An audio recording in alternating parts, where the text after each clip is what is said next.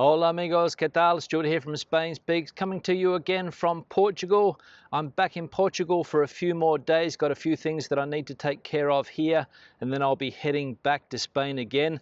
I was in Spain for about a week, seeing what's going on there, and to be honest, I wasn't really impressed by what's going on there at the moment.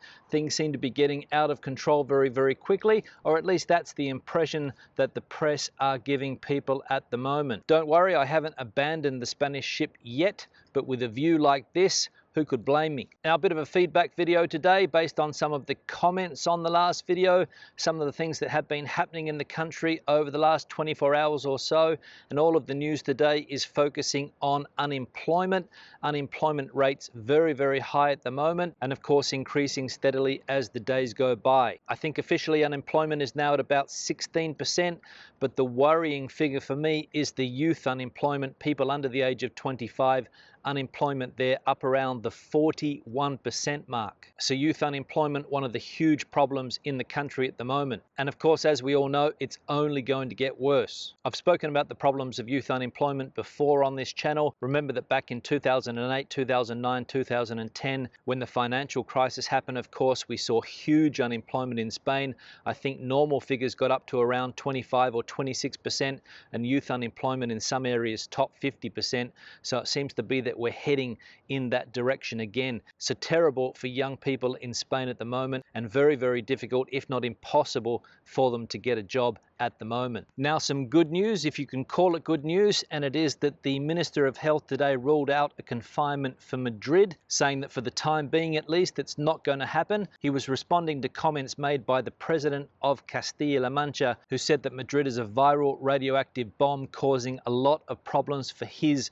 autonomous community. Because remember that Madrid is an autonomous community that has both Castilla-La Mancha and Castilla-León bordering it. And of course, that is one of the key aspects of Spain, that the capital city, the most dynamic city in the country, is bang smack in the middle of it. And as they say, all roads lead to Madrid. And in normal circumstances, of course, having a city like Madrid close by is fantastic, because you get all of the secondary effects of having so many people. You get people coming down there to visit, you get people going on holiday to places in that area, you get weekends away, people spending money in your autonomous community. Of course, people from Madrid go to those areas, they go to Toledo, they go to Segovia, they go to other places in those areas spending their money. But of course nowadays, and given the increase in cases in Madrid, Madrid is the worst autonomous community to have as your neighbor at the moment, or at least that is what the President of Castilla-La Mancha is saying. So some pretty harsh words there, calling Madrid a viral radioactive bomb. So another war of words and political fighting between the autonomous communities in Spain going on. But as I said, a positive we can take out of that is the minister ruling out a confinement of the Madrid city. And of course, in recent days, the Prime Minister also ruling out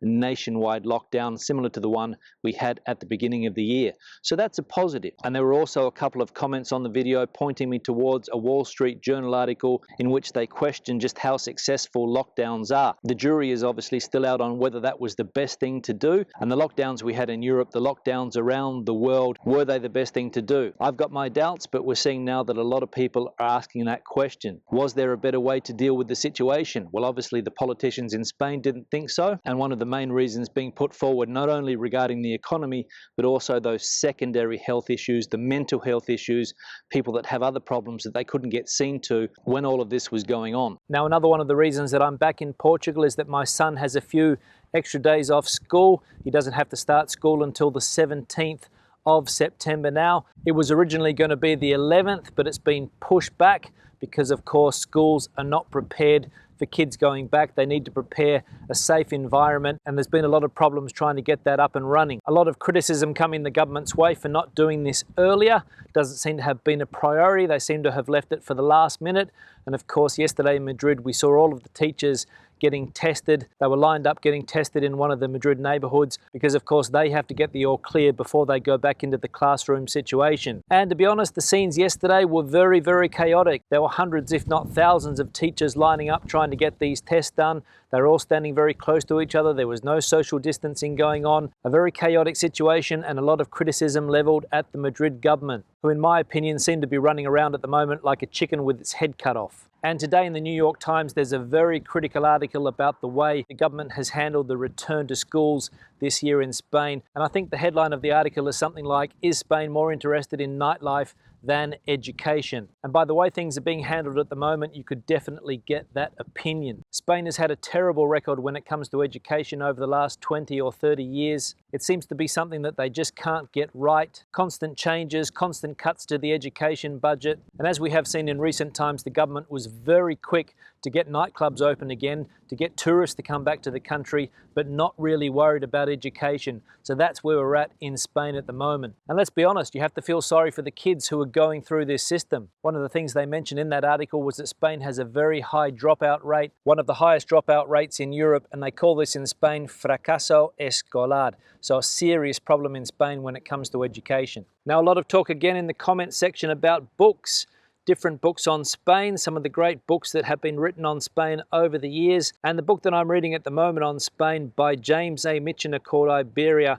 I'm really enjoying this book, really starting to get into it. Fascinating to read the love of the country that Michener had for Spain, and the writing and the style, absolutely brilliant. And even though I haven't finished the book yet, I definitely recommend, from what I've read so far, James A. Michener's book Iberia, so check that one out. But Spain is definitely a country that has captured the attention of some of the great writers over the years. It's a country that does fascinate a lot of people, myself included. Now, another comment that caught my attention, somebody accused me of being right-wing, of expressing my right-wing views. I've had other people over the journey accuse me of being left-wing. So what am I? Am I left? Am I right? Am I in the center? To be honest, I don't know. I don't really have clear political opinions. I don't really have clear ideas from the right.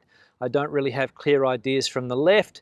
If anything, I'd say I was more in the center, if that's possible. I know that some people say it's impossible to be in the center, but I think that's where I am. I can understand ideas from the right. I can understand ideas from the left. But on this channel, I don't really think I put forward a strong political view. If I was anything, I'd say that I was anti-government, or especially the system that we have in place now. I don't think it's the most successful system, the one that we are following. And I think we need to make some changes to it, especially when it comes to politicians. I've said in other videos that I think we need to change the political system, get rid of professional politicians, get people in that have more life experience, that have experience in the real world, and not these university graduates that go into politics when they're 18 or 19, that really have no idea on how the world works, but they know how the system works, and they make it work to their advantage. But I also understand that that's virtually impossible to do because people in power don't want to change, they don't want to lose their livelihoods, so I can't see changes like that coming anytime soon, unfortunately. And I remember somebody saying once that the worst thing about Spain is the quality of its politicians. It doesn't get politicians who are up for the job. And a crisis like the one we're having now definitely highlights that fact. On that note, I'll start to wrap the video up. Questions and comments, please leave them in the section below. Give the video a thumbs up if you liked it, thumbs down if you didn't. I'll see you in the next one. Hasta luego.